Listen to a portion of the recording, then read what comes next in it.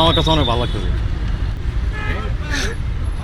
আমি যদি বেতন যদি আজকে যদি নাও পাই, তো আমি মনে করো আজকে আমি ঘুমামো, মনে করো আমার অনেক খুশি। আমি জীবন কল্পনা করি নাই স্যার। এনসিবির ওই যে আক্তার সাহেব। লোকটা কেমন বলেন? হ্যাঁ ভালো। তাকে গাড়িতে উঠে কেমন লাগছে? হ্যাঁ ভালো আর কি। এমনি কোনো কথা বলেছে আপনাকে?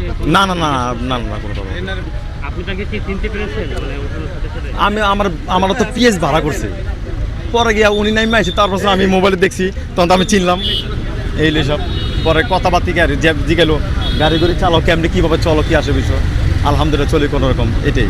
যাক সাবধানে চালাইও, চললো বাস। কেমন লাগতেছে নিজের? আমার কাছে অনেক ভালো লাগতেছে। আমি সংসদ ভবনের ভিতরে ঢুকলাম, ওনার হলে আমার ভালো লাগতেছে না। আমি যদি বেতন যদি আজকে যদি নাও পাই, তো আমি মনে করো আজকে আমি ঘুমামো, মনে করো আমার অনেক খুশি। কোথাতে নিয়ে এসছেন? এই বাংলা মোটর থেকে। কত টাকা ভাড়া নিয়েছে?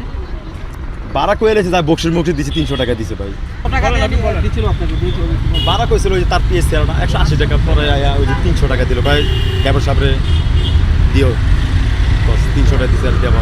আস্তে আস্তে কি কোনো কথা হয়েছে? হ্যাঁ সিএনজি থাকাকালীন কি কোনো কথা হয়েছে? না না না, কথা বলতে কেমন চলো, কেমনে কি আসে বিষয়, এই আর কি। আর কোনো কথা বলেন না আর কোনো। আপনি কি কখনো ভেবেছেন যে আপনি সিএনজি নিয়ে সংসদ ভবন? আমি জীবন কল্পনা করি নাই স্যার। আপনি যে সিএনজি নিয়ে ঢুকেছেন, এটার জন্য আপনি কি? হ্যাঁ আমি অনেক অনেক খুশি হইলাম, অনেক। আপনার সিএনজি সংসদ ভবনে? হ্যাঁ আমার তো না করতে পরে গিয়ে সারারে ঢুকাইছে, যাও হারে দিকা সালামালকে দিছে।